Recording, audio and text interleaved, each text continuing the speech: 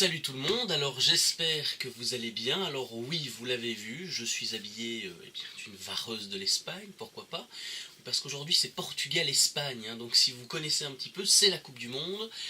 Et pour le lancement de la Coupe du Monde, j'ai envie de réactualiser cette chaîne et de faire cette chaîne sous le nom de InfoFoot, une chaîne où on va parler de débats et de transferts dans le monde du football.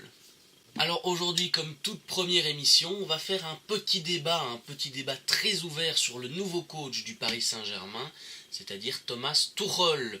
Et Thomas Tuchel est-il justement ce fameux grand coach que tous les Parisiens attendent depuis le début de l'RQSI, c'est-à-dire depuis 2011 ?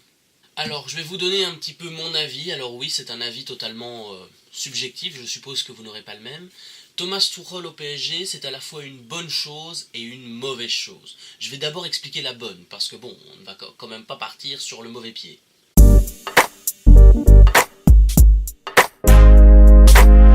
Au niveau des bonnes choses, alors Thomas Tuchel au PSG, c'est une bonne chose. Pourquoi ? Pour son sens tactique et pour son caractère.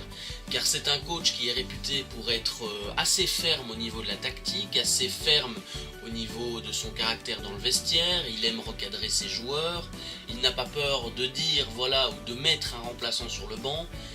C'est vrai qu'à Dortmund, c'est pas la même ambition, c'est pas le même club, mais il avait quand même des gros caractères dans le vestiaire.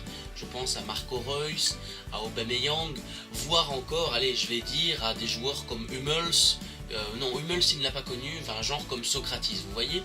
Donc ça, c'est une bonne chose, un entraîneur qui puisse recadrer ses joueurs, qui puisse faire une bonne tactique, une bonne compo. Parce que, souvenez-vous, à Dortmund, encore une fois, dans la Ligue des Champions, il avait été le meilleur, je crois. Au niveau de l'attaque, Dortmund, avec lui, avait été la meilleure attaque. Je me souviens du 7-2 contre le Legia Varsovie, non, du 7-4, je crois que c'était 7-4. Donc oui, c'est une bonne chose à ce niveau-là. Donc voilà, sa tactique, ça peut être une bonne chose. Le caractère du coach qui remobilise ses troupes. C'est vrai qu'on peut dire, bah oui, Dortmund, c'est pas le même univers, Paris, c'est beaucoup plus grand. Mais bon, laissons-lui sa chance à Thomas Tuchel, qui a peut-être la possibilité de grandir et d'approfondir justement son expérience en tant que coach, en tant que futur grand coach, parce que n'oublions pas qu'il vient de l'école Guardiola, je crois qu'il vient de l'école des entraîneurs de Stuttgart, donc c'est une école renommée en Allemagne pour faire monter les coachs comme lui, donc c'est une très bonne idée. En tout cas, je lui laisse ma chance au PSG, je lui donne du crédit, notamment pour, comme je vous l'ai dit, son dispositif tactique qu'il va mettre en place et pouvoir recadrer les joueurs de temps en temps, parce que c'est vrai qu'au PSG, en ce moment, c'est très difficile de recadrer les joueurs qui sont un peu comme des petites Barbies, donc allez Thomas, on te laisse ce point positif. Mais il y a un point négatif quand même.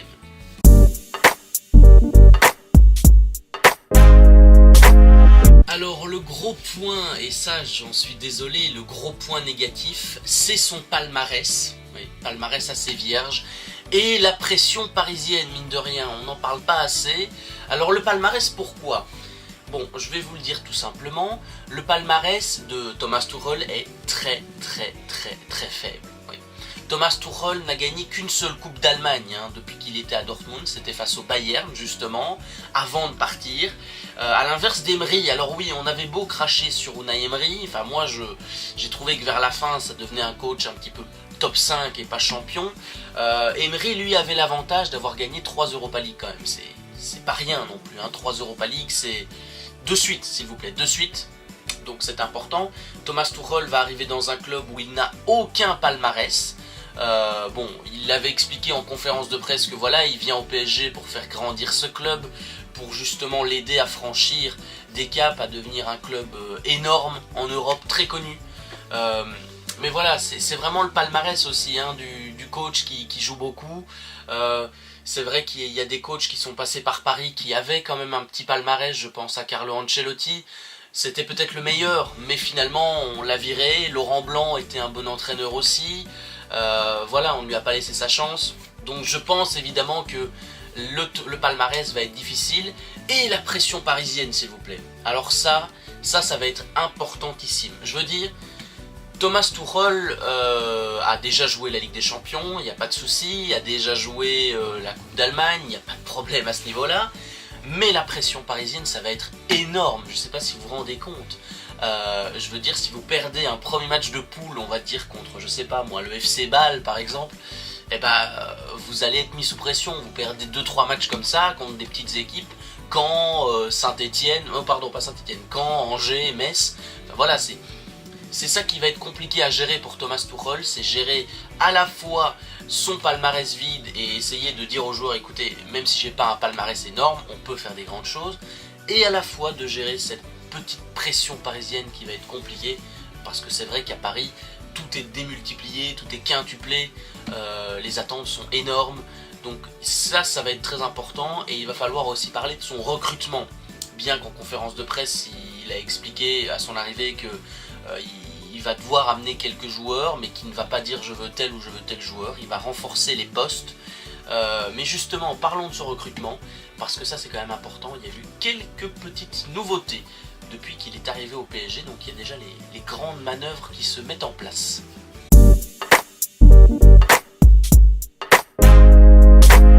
Bon, avant de parler tout ce qui est Ligue des Champions, on va parler recrutement. Alors c'est vrai que le recrutement au Paris Saint-Germain, c'est un peu une question taboue. Bon, mettons déjà les choses dans l'ordre. Le PSG n'est pas sanctionné par le fair play financier. Ça, c'est déjà une très très bonne chose, hein. Faut quand même le reconnaître. Le PSG ne sera pas limité dans ses dépenses, et ça c'est très important. Le PSG ne sera pas exclu des compétitions européennes, mais le Paris Saint-Germain devra vendre avant le 30 juin ici, hein, le 30 juin 2018. Donc il va falloir vendre des joueurs, il va falloir en retirer au minimum 60 millions. Donc Paris va d'abord vendre avant d'acheter, bien sûr. Alors au niveau des ventes, on peut imaginer tout doucement hein, que Angel Di Maria, qui a fait des mauvaises prestations récemment avec le Paris Saint-Germain, qui n'a jamais vraiment convaincu, le niveau qu'il avait au Real n'a jamais été le sien au Paris Saint-Germain. Enfin, moi, depuis qu'il est allé à Manchester United, il est tombé dans l'anonymat, ce type. Donc voilà, c'est plus le Angel Di Maria qu'on connaissait. Donc lui, il va partir. Il y a l'interrogation Cavani aussi. Est-ce que Cavani, j'adore ce joueur, mais est-ce qu'on va le laisser? Est-ce qu'on va le laisser dans le système avec Neymar, Mbappé? Parce qu'on sait justement que Cavani n'apprécie pas beaucoup Neymar. Enfin voilà, il n'apprécie pas le fait qu'on mette tout sur Neymar, qu'on mette Neymar en valeur et pas l'équipe. Ce qui peut se comprendre, hein, bien sûr. Mais donc voilà, il y a l'interrogation Cavani. Et puis il faut revenir aussi en défense. Quitte de Thiago Silva, est-ce que Thiago Silva va rester? Parce que voilà, ses dernières performances en Ligue des Champions, ça laisse quand même à désirer. Les gardiens, est-ce que Areola ou Trapp va s'en aller? Au niveau du milieu, est-ce qu'Adrien Rabiot va rester? Je ne pense pas. Enfin, Adrien Rabiot, soyons honnêtes, il va se faire siffler sur tous les terrains de France. Hein. Ah oui, je suis désolé, il va se faire siffler. Donc est-ce que pour lui, ce serait pas la meilleure option pour partir, de s'en aller et vraiment de faire autre chose? Donc voilà, il y a quand même 4, 5, 6 joueurs qui pourraient être sur le départ. Donc, et Javier Pastore, voilà, j'allais y venir, Javier Pastore qui pourrait partir du côté de West Ham. Donc ça ferait une rentrée de 30 millions d'euros. Donc voilà, Javier Pastore aussi qui doit s'en aller parce que ce mec, c'est un bon joueur, mais avec toutes les blessures qu'il a eues, il faut pas qu'il reste. Il faut pas qu'il reste, ça serait vraiment dommage pour lui. Au niveau des arrivées, évidemment, alors bon, on a parlé des départs, maintenant on va essayer un petit peu de viser les arrivées, ce serait important. Alors il y a déjà l'attente Gianluigi Buffon, qui peut être intéressant. J'en entends beaucoup crier au scandale. Oh non, Buffon, il fallait qu'il reste à la Juve. Hein, les gars, enfin voilà, il a 40 ans, il a le droit d'avoir une dernière expérience. Certes, Paris, ça va être difficile pour la Ligue des Champions parce que il faut l'expérience pour gagner la Ligue des Champions. Il faut attendre plusieurs années. Le Real a attendu des années avant de la regagner. Hein, enfin. Mais Buffon, ça peut être intéressant au niveau du caractère dans le vestiaire. C'est un mec qui va taper du poing sur la table. C'est un mec qui va être écouté par des Neymar, par des Mbappé, parce qu'il a une certaine carrure, il a une certaine prestance. C'est un mec qui a gagné la Coupe du Monde, hein. Je tiens à le dire quand même. Il a gagné la Coupe du Monde 2006 avec l'Italie. Hein. Je veux dire, voilà, il a joué des Coupes du Monde, donc ça c'est important. Pour un joueur, pour Neymar c'est une idole aussi, donc il va être important dans le vestiaire. Donc il faudra voir les départs. Alors on parlait aussi vaguement de Julian Weigl et de Rafael Guerreiro du Borussia Dortmund. Deux anciens joueurs de Thomas Tuchel.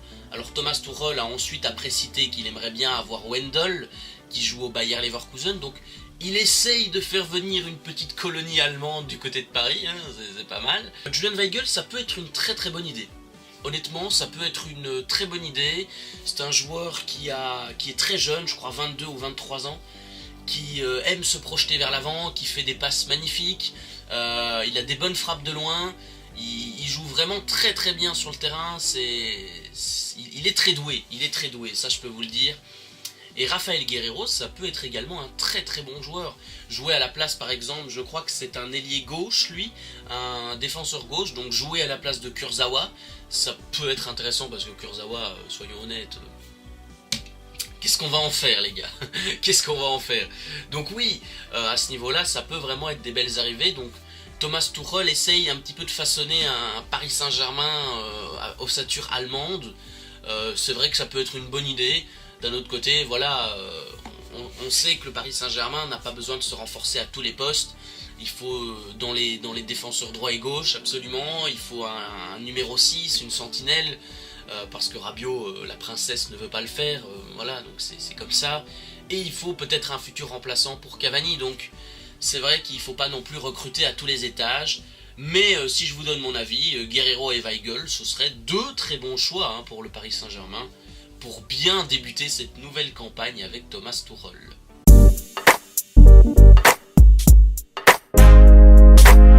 Alors les amis, on arrive vers la fin de la vidéo, cette fois-ci ce sera 2 questions. Alors Paris arrivera-t-il à passer le cap en Ligue des Champions, à passer les fameuses demi-finales, celles qu'on attend tous, et surtout est-ce que Paris va réussir ce coup de poker Thomas Tuchel, parce que c'est un coup de poker, il faut être honnête. Alors je vais répondre à cette question tout d'abord pour la Ligue des Champions. Alors la Ligue des Champions, bien sûr qu'il faut que Thomas Tuchel arrive à aller le plus loin possible en Ligue des Champions. C'est un objectif, c'est une envie. Aujourd'hui, Paris, ça fait quand même, depuis 2012, donc depuis 2012, ça fait 6 ans. 6 ans qu'il n'y arrive pas, 6 ans que Paris échoue en Ligue des Champions. C'est vraiment dommage parce que vous vous rendez pas compte les investissements colossaux qui sont mis dans le club pour le faire aller le plus loin possible. Maintenant, bon, il y a eu un souci de communication, il faut le reconnaître, Nasser El Khelaifi qui dit que on va gagner avec des champions dans 5 ans alors que personne ne le fait, même Florentino Pérez ne le faisait pas au Real, donc prenez exemple. Deuxièmement, il y a la malchance du tirage. Si vous regardez sur les 6 dernières années, Paris est tombé à chaque fois contre des gros, à part Manchester City, parce que Manchester City était l'équipe la plus faible, je vais dire, à une époque. Il y a toujours eu le Barça, Chelsea, il y a eu le Real, donc vous imaginez, quand vous tombez contre des équipes comme ça en 8ème, c'est qu'il y a de la malchance. Cette année, le Bayern a affronté Beşiktaş et Séville, donc avec ces adversaires-là, Paris serait peut-être allé en demi-finale contre le Real, donc ça aurait été une belle opposition. Maintenant, il ne faut pas non plus oublier que la Ligue des Champions, c'est l'expérience, il faut savoir gérer les matchs, et d'ailleurs Thomas Tuchel l'a très bien dit aussi à son arrivée. Il va devoir expliquer à ses joueurs à gérer les matchs, à jouer des matchs par exemple de Coupe de France, comme si c'était des matchs de Ligue des Champions. C'est-à-dire à les jouer comme le Real, comme le Barça, comme ils font eux. Parce que le Barça, ils pensent pas directement au 6 février, ils pensent d'abord à faire tous les matchs un par un et à les jouer comme si c'était une finale. C'est ça qui font que ces équipes sont des grandes équipes. Donc ça va être le premier gros défi de Thomas Tuchel, c'est de gérer cette pression énorme au Paris Saint-Germain et surtout de passer ce fameux cap en demi-finale parce que Paris l'a fait signer pour 2 ans. S'il n'y arrive pas dès la première année, je suis même pas sûr qu'il sera reconduit. Ah là, s'il n'y a pas de trophée au bout de la première saison, je pense que ce sera un échec. Donc c'est justement une belle transition pour la fameuse deuxième question. Paris doit réussir ce coup de poker, c'est important. Passons à la dernière petite interrogation de cette vidéo. Voilà. Est-ce que Paris va réussir ce coup de poker ? Ah, ça c'est la grande question, c'est la question à 1 million de dollars. Alors c'est vrai qu'on peut pas parler d'un coup de poker pour Thomas Tuchel. Quand on a vu les noms, et même moi devant ma télé j'étais oh, enfin c'était des beaux noms. On avait parlé d'Antonio Conte, Pochettino, je ne sais plus de qui d'autre on avait parlé, d'Arsène Wenger, on avait parlé de tellement de coachs, enfin voilà, il y avait des grands noms qui étaient mis sur la liste. Mais le problème c'est que tout le monde est pris. Et le Paris Saint-Germain, eh bien, ça tente pas tout le monde, hein. Il faut être honnête quand même à ce niveau-là. C'est vrai que quand vous êtes coach, vous n'allez pas dans un club qui ne va jamais loin en Coupe d'Europe, hein. Vous avez envie de réaliser le challenge. Maintenant, un coach comme Massimiliano Allegri est très bien payé à la Juve. D'ailleurs, la Juve a gagné 7 fois le titre de suite, donc ça prouve qu'il y a une réussite. Pochettino est très bien à Tottenham en ce moment. Antonio Conte, non. Je veux pas que Paris gagne tout une année et perde tout la deuxième année. Non, ça c'est très gentil. Donc voilà, Thomas Tuchel est présenté comme un coup de poker. Les dirigeants, et surtout, ça vient de Doha, hein. C'est Doha qui a demandé à ce que Thomas Tuchel vienne au PSG. Donc de tout le Qatar, c'est un coup de poker. C'est vraiment un coup de poker pour moi. Ça veut dire qu'on privilégie un entraîneur qui n'a pas d'expérience. On lui laisse les clés du club. Enfin, j'espère qu'il aura les mains libres pour pouvoir gérer son recrutement, faire ses systèmes de jeu, oublier le fameux 4-3-3 du Paris Saint-Germain qui ne réussit à rien, hein, ça c'est vrai.